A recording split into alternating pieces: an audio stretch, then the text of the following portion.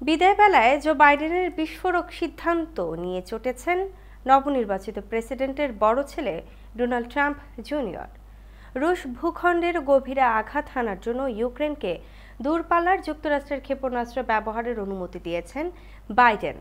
এমন খবর প্রকাশিত হওয়ার পরেই ডেমোক্রেটরাও তীব্র সমালোচনা করেছেন।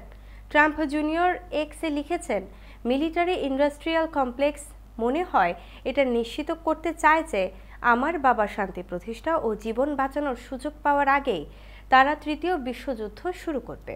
তিনি বাইডেনের সিদ্ধান্ত নিয়ে অকথ্য ভাষায় কিছু কথাও লিখেছেন। এর আগে বাইডেন প্রশাসন রাশিয়ার সম্ভাব্য প্রতিশোধের আশঙ্কায় ইউক্রেনকে দূরপাল্লার ক্ষেপণাস্ত্র ব্যবহার নিষিদ্ধ করেছিল।